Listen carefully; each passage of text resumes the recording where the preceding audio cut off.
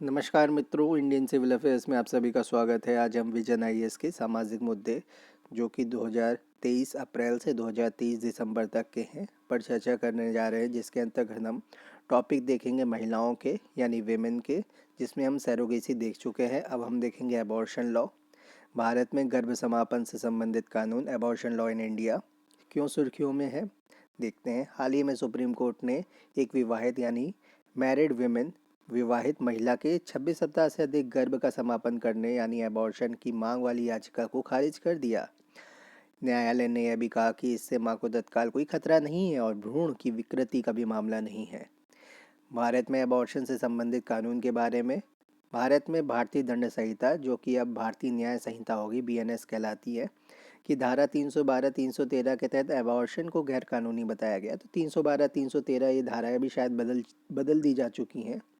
तो एबॉर्शन को गैर कानूनी बनाया गया है, ये बात आपको याद रखनी है। हालांकि एमटीपी अधिनियम 1971, तो ये मेडिकल प्रेगनेंसी टर्मिनेशन का अधिनियम है, मेडिकल टर्मिनेंसी ऑफ प्रेगनेंसी, एमटीपी अधिनियम 1971 का है, के तहत निर्धारित तरीके से अबॉर्शन कराने की अनुमति दी गई है। तो उसमें तरीके बताए गए हैं कि किस किस परिस्थिति में अबॉर्शन हो सकता है, जैसे कि रेप के विक्टिम्स, एसिड अटैक के विक्टिम्स, इस तरह के जो लोग होते हैं, अगर वो प्रेग्नेंट हो जाते हैं किसी तरीके से तो वो कर सकते हैं मेडिकल टर्मिनेंसी, मतलब प्रेग्नेंट वेमेन अपने बच्चे की एबॉर्शन करा सकती हैं। अब इसके आगे हम देखेंगे, इस अधिनियम में 2021 में संशोधन किया गया ताकि एमटीपी को महिलाओं के लिए और उपयोगी बनाया जा सके। भारतीय न्याय संहिता 2023 की धारा 88 और 92, अब हम बात कर रहे हैं भारतीय न्याय संहिता की, बीएनएस की, तो इसकी जो धारा है 88 और 92 में गर्भपात से संबंधित प्रावधान शामिल है। बात करते हैं एमटीपी संशोधन अधिनियम 2021, निम्नलिखित मामलों में गर्भ समापन अबॉर्शन की अनुमति देता है। 20 सप्ताह तक की गर्भावधि, एक चिकित्सक की सलाह पर सभी महिलाओं को अनुमति है कि 20 सप्ताह के अंदर अबॉर्शन करा सकती हैं। 20 से 24 सप्ताह की गर्भावधि में कम से कम 2 चिकित्सकों की सलाह पर निम्नलिखित परिस्थितियों में भी गर्भ की समाप्ति की अनुमति अबॉर्शन कराया जा सकता है। यह बच्चे को गंभीर बीमारी होने का खतरा या महिला के जीवन या मानसिक स्वास्थ्य को खतरा, बलात्कार पीड़िताओं, परिवार के सदस्यों द्वारा व्यभिचार की पीड़ित महिलाओं और अन्य सुभेद्य महिलाओं जैसे दिव्यांग, नाबालिग आदि के लिए उपलब्ध है ये। फिर 24 सप्ताह से अधिक की गर्भवती, इस दौरान भ्रूण की विकृति के आधार पर और केवल मेडिकल बोर्ड की सलाह पर ही अबॉर्शन का अधिकार उपलब्ध है। 2022 में सुप्रीम कोर्ट ने फैसला सुनाया था कि एमटीपी अधिनियम के तहत बलात्कार की परिभाषा में वैवाहिक बलात्कार भी शामिल होना चाहिए। इसके अलावा सुप्रीम कोर्ट ने देश की सभी महिलाओं को गर्भावस्था के 24 सप्ताह तक सुरक्षित और कानूनी गर्भपात का अधिकार दे दिया है। अब यह अधिकार विवाहित के साथ साथ अविवाहित महिलाओं को भी प्राप्त है। एबॉर्शन यानी गर्भ समापन से संबंधित कानूनों की वैश्विक स्थिति देख लेते हैं। Centre for reproductive rights CPR के अनुसार पिछले 30 वर्षों में 60 से अधिक देशों ने एबॉर्शन से संबंधित कानूनों को सरल बनाया है। केवल 4 देशों अर्थात यूएसए, निकारागुआ, अल सल्वाडोर और पोलैंड ने एबॉर्शन को मिली कानूनी अनुमति को खत्म किया है। बात करते हैं महिलाओं के खिलाफ घरेलू हिंसा की। डोमेस्टिक वायलेंस अगेंस्ट वीमेन सुर्खियों में क्यों है? विश्व स्वास्थ्य संगठन डब्ल्यूएचओ के अनुसार दुनिया भर में लगभग हर तीसरी महिला अपने जीवन काल में किसी न किसी रूप से शारीरिक या यौन हिंसा का सामना करती है। भारत में महिलाओं के खिलाफ घरेलू हिंसा की स्थिति राष्ट्रीय परिवार स्वास्थ्य सर्वेक्षण NFHS 5 2019 से 2021 के अनुसार कर्नाटक में यह प्रतिशत घरेलू हिंसा सबसे अधिक था। इसके बाद बिहार, मणिपुर और तेलंगाना का स्थान है। 18 से 49 आयु वर्ग की 29.3% विवाहित महिलाओं ने वैवाहिक हिंसा, शारीरिक और लैंगिक हिंसा का सामना किया है।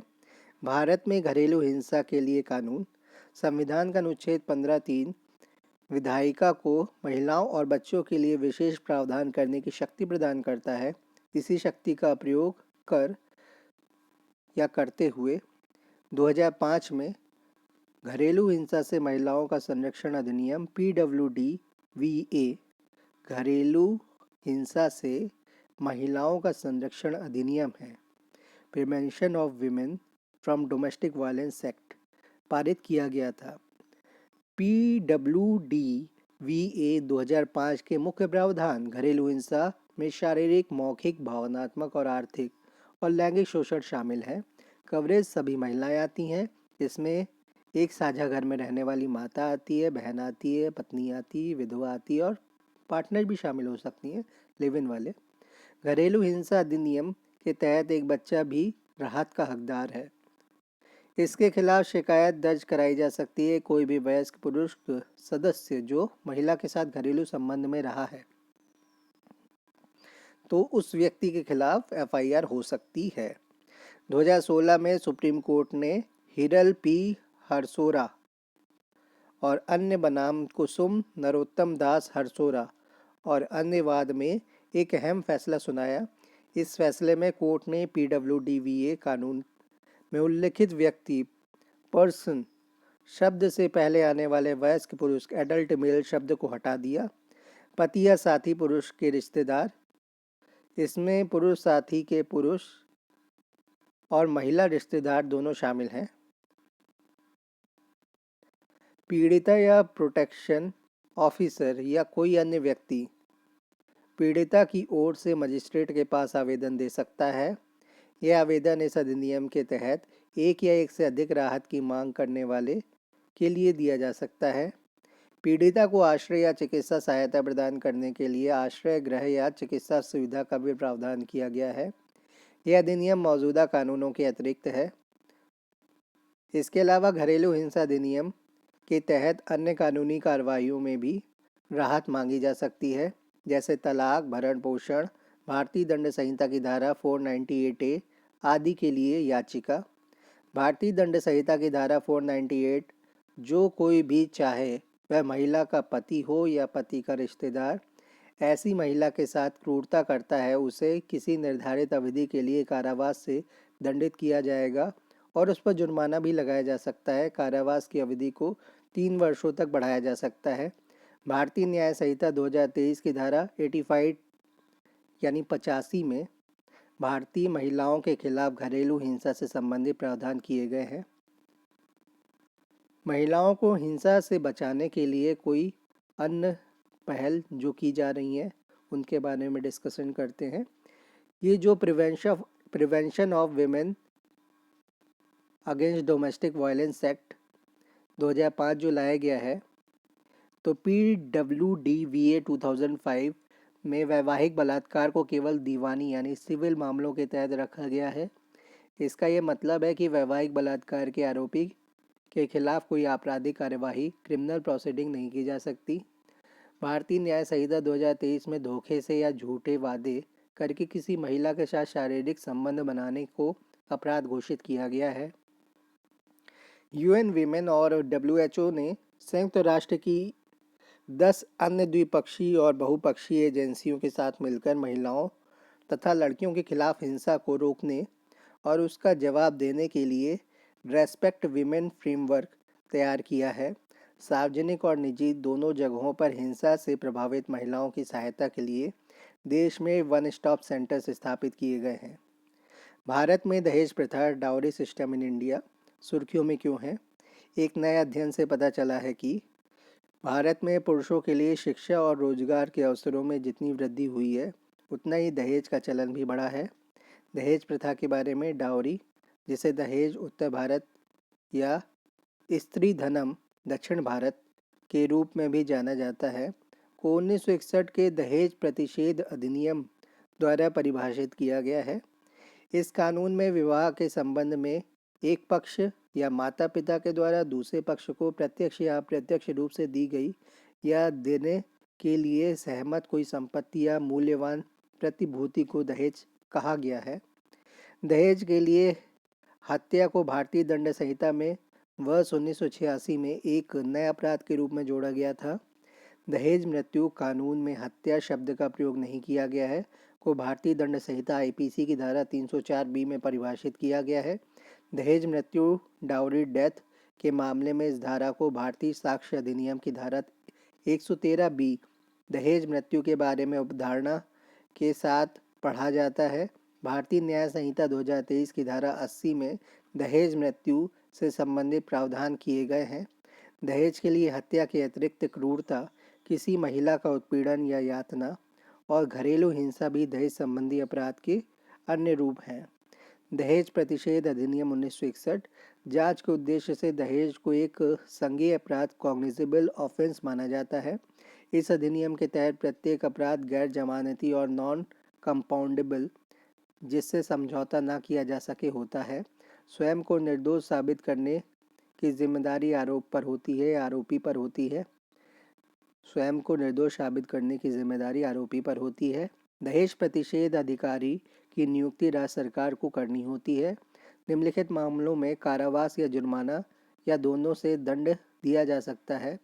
दहेज देना या लेना या दहेज लेने या देने के लिए उकसाना, दहेज की मांग करना तथा दहेज से संबंधित विज्ञापन, ये सारी चीज़ें इसके अंतर्गत आती है, जिसमें कारावास, जुर्माना या दोनों से दंड दिया जा सकता है। अगला है STEM, स्टेम क्षेत्र में महिलाएं। स्टेम का मतलब होता है science, technology, engineering and mathematics. Women in stem, इस टॉपिक को देखेंगे सुर्खियों में क्यों है। हाल ही में प्रधानमंत्री ने विमान यानी एविएशन क्षेत्र में लड़कियों के प्रवेश का समर्थन करने के लिए बोइंग सुकन्या कार्यक्रम शुरू किया है। डेटा बैंक क्या है इसमें? स्टेम कोर्सेज में महिलाओं का नामांकन 2021-22 में बढ़कर 42.6% हो गया है। कार्यबल में महिला भागीदारी, कुल स्टेम कर्मियों में महिलाओं की भागीदारी 29.2% है। बोइंग सुकन्या कार्यक्रम के बारे में, इसके तहत पूरे भारत में लड़कियों को देश के विमानन क्षेत्र में आने के लिए प्रोत्साहित करने का लक्ष्य रखा गया है। यह कार्यक्रम लड़कियों और महिलाओं को विज्ञान, प्रौद्योगिकी, इंजीनियरिंग और टेक्नोलॉजी को प्रौद्योगिकी कहते हैं, इंजीनियरिंग और गणित, stem, science, technology, engineering and mathematics, stem जैसे क्षेत्रों में महत्वपूर्ण कौशल सीखने में मदद करेगा। इसके तहत उन्हें विमानन क्षेत्र में नौकरियों को प्राप्त करने के लिए आवश्यक प्रशिक्षण भी प्रदान किया जा सकेगा। इस कार्यक्रम के तहत युवतियों के लिए 150 निर्धारित स्थानों पर लैब स्थापित की जाएंगी। इससे उनमें स्टेम के क्षेत्र में करियर बनाने के लिए रुचि पैदा करने में मदद मिलेगी। इसके तहत पायलट बनने के लिए प्रशिक्षण ले रही महिलाओं को छात्रवृत्ति भी प्रदान की जाएगी। भारत में 15% पायलट महिलाएं हैं। यह वैश्विक औसत से 3 गुना अधिक है। स्टेम क्षेत्र में महिलाओं को बढ़ावा देने हेतु की गई अन्य पहले स्टेम प्रधान वैज्ञानिक सलाहकार PSA के कार्यकाल द्वारा आरंभ की गई एक पहल है। यह अनुसंधान, अवसंरचना और प्रयोगशालाएं प्रदान करने के लिए एक प्लेटफॉर्म प्रदान करता है, जिसका लाभ पूरे भारत में उपयोगकर्ता उठा सकते हैं। इंजीनियरिंग, विज्ञान और प्रौद्योगिकी में महिलाएं, WEST वेस्ट एक नई स्टेम पहल है। इसका उद्देश्य महिलाओं को विज्ञान, प्रौद्योगिकी और नवाचार परिस्थिति तंत्र में योगदान प्रदान करने के लिए सशक्त बनाना है। इंजीनियरिंग, विज्ञान और प्रौद्योगिकी में महिलाएं, WEST वेस्ट एक नई स्टेम पहल है। इसका उद्देश्य महिलाओं को विज्ञान, प्रौद्योगिकी और नवाचार पारिस्थितिकी तंत्र में योगदान करने के लिए सशक्त बनाना है। विज्ञान ज्योति की बात करें, विज्ञान और प्रौद्योगिकी विभाग, department of science and technology, DST के इस पहल की शुरुआत DST ने की है, विज्ञान ज्योति की। इसका उद्देश्य हाई स्कूल में पढ़ने वाली मेधावी छात्राओं को स्टेम क्षेत्र में उच्चतर शिक्षा ग्रहण करने हेतु समान अवसर प्रदान करना है। पोषण के माध्यम से अनुसंधान उन्नति में ज्ञान भागीदारी। किरण, इस पहल की शुरुआत department of science and technology द्वारा की गई थी। इसका उद्देश्य विज्ञान एवं प्रौद्योगिकी के क्षेत्र में विभिन्न कार्यक्रमों के माध्यम से महिला वैज्ञानिकों को प्रोत्साहित करना है। Gender advancement for transforming institutions, गति, यह सभी स्तरों पर विज्ञान, प्रौद्योगिकी, इंजीनियरिंग और चिकित्सा और गणित, STEMM विषयों में महिलाओं की सुविधा के लिए संस्थागत सुधार लाने का प्रयास करता है। Consolidation of university research for innovation and excellence, CURIE CURIE। इसके तहत महिला विश्वविद्यालयों को उनकी R&D सुविधाओं में सुधार करने में सहायता प्रदान की जाती है। Biotechnology career advancement and reorientation programme BioCARe, इसे रोजगार और बेरोजगार महिला वैज्ञानिकों के करियर विकास के लिए जैव प्रौद्योगिकी विभाग DBT द्वारा क्रियान्वित किया जा रहा है। इसके तहत 45 वर्ष तक की महिला वैज्ञानिकों को पहला वाह अनुसंधान अनुदान प्रदान किया जाता है। कार्यस्थल पर यौन उत्पीड़न sexual harassment at work place सुर्खियों में क्यों है? महिलाओं का कार्यस्थल पर लैंगिक उत्पीड़न निवारण प्रतिषेध और निदान अधिनियम 2013 यानी POSH पॉश एक्ट को लागू हुए 10 वर्ष हो गए हैं। Science technology engineering and mathematics Indian science technology and engineering facilities में भारतीय विज्ञान प्रौद्योगिकी और इंजीनियरिंग सुविधाओं के मानचित्र, women in engineering science and technology, knowledge involvement research advancement through nurturing, science technology engineering medicine and mathematics, sexual harassment of women at work place prevention prohibition and redressal act. कार्यस्थल पर यौन उत्पीड़न के बारे में कार्यस्थल पर या कार्यस्थल के माहौल को महिलाओं हेतु सुरक्षित बनाने के लिए POSH पॉश एक्ट बनाया गया है। इसका उद्देश्य कार्यस्थल पर महिलाओं के खिलाफ यौन उत्पीड़न की घटनाओं को रोकना, प्रतिबंधित करना और इससे जुड़ी शिकायतों को दूर करना है। इस अधिनियम ने 1997 में सुप्रीम कोर्ट के निर्णय के तहत निर्धारित विशाखा दिशा निर्देश विशाखा गाइडलाइंस का विस्तार किया। ये POSH एक्ट पॉश एक्ट में आता है और इससे कानूनी आधार प्रदान किया किसे? विशाखा गाइडलाइंस को। विशाखा दिशा निर्देशों में कार्यस्थल पर यौन उत्पीड़न को परिभाषित किया गया है। इसके तहत संस्थाओं पर 3 प्रमुख दायित्व निर्धारित किए गए हैं।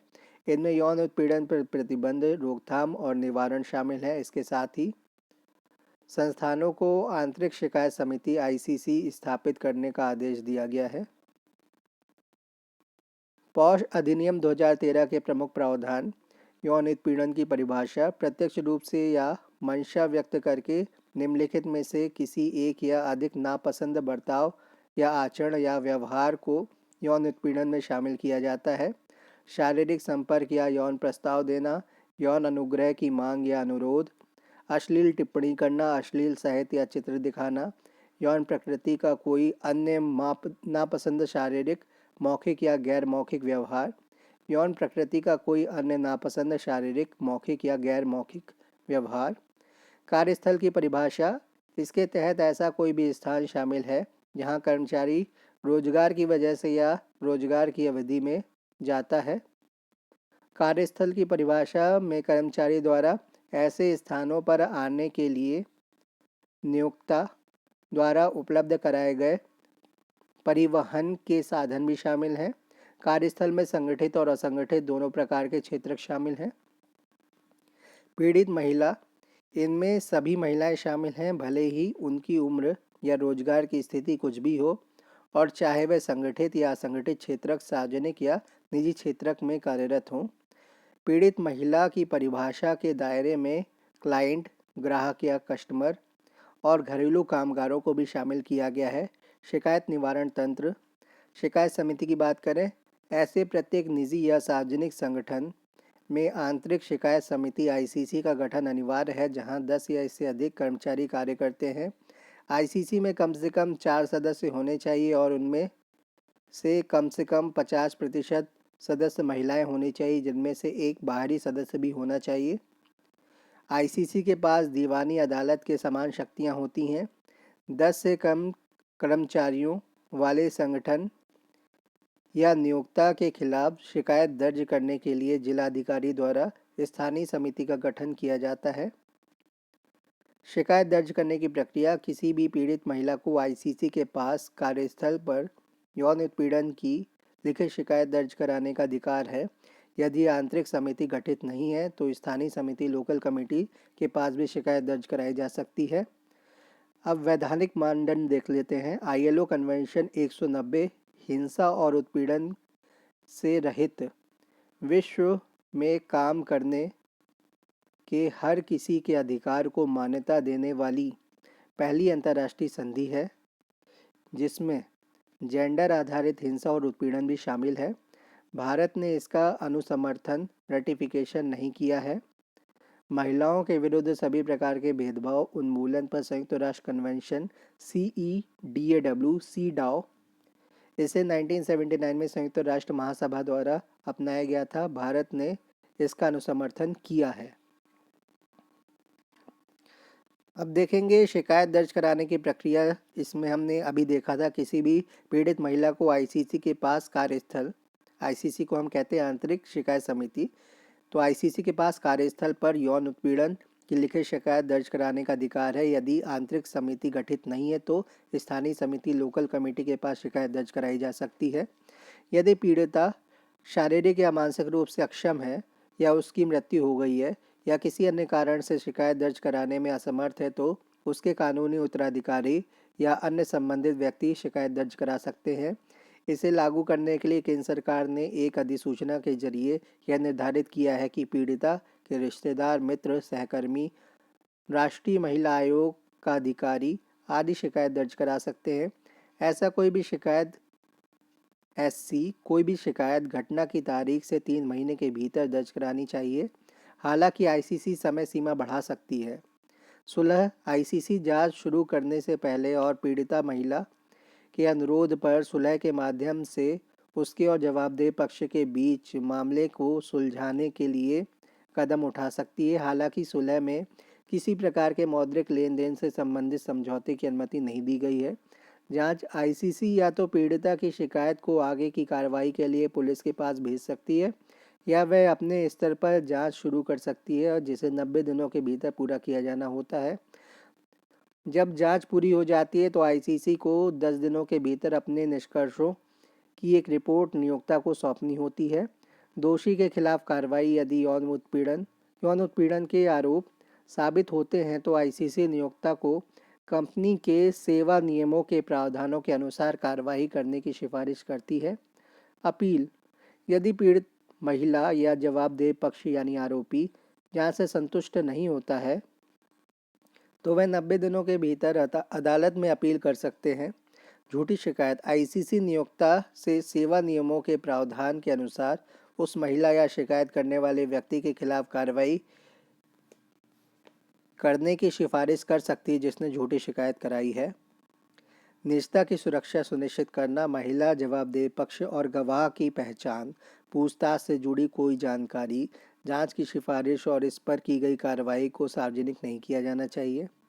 बात करते हैं भारत में मासिक धर्म स्वच्छता, मेंस्ट्रुअल हाइजीन इन इंडिया। सुर्खियों में क्यों है? हाल ही में स्वास्थ्य एवं परिवार कल्याण मंत्रालय ने मासिक धर्म स्वच्छता पर राष्ट्रीय नीति 2023 का मसौदा जारी किया है। मासिक धर्म स्वच्छता नीति संबंधित मसौदे के बारे में ड्राफ्ट नीति ने यह स्पष्ट तौर से उल्लेख किया कि मासिक धर्म प्रजनन आयु की लड़कियों और महिलाओं सहित अन्य सभी के लिए एक प्राकृतिक शारीरिक प्रक्रिया है। इससे यह सुनिश्चित होगा कि लड़कियां और महिलाएं मासिक धर्म के दौरान कलंक मुक्त जीवन जी सकें। इस नीति में वंचित और कमजोर आबादी को प्राथमिकता देने और मासिक धर्म स्वच्छता से संबंधित संसाधनों तक समान पहुंच सुनिश्चित करने पर विशेष ध्यान दिया गया है। स्पेन महिला कर्मचारियों को स्वैतनिक मासिक धर्म अवकाश देने वाला पहला यूरोपीय देश है। तो इसके लिए क्या किया गया? ड्राफ्ट लाया गया, ड्राफ्ट और नेशनल मेंस्ट्रुअल हाइजीन पॉलिसी। चलिए चर्चा को समाप्त करते हैं। धन्यवाद। इसके बाद हम देखेंगे बच्चे यानी चिल्ड्रन, जिसमें पहला टॉपिक होगा चाइल्ड लेबर, बाल श्रम। धन्यवाद।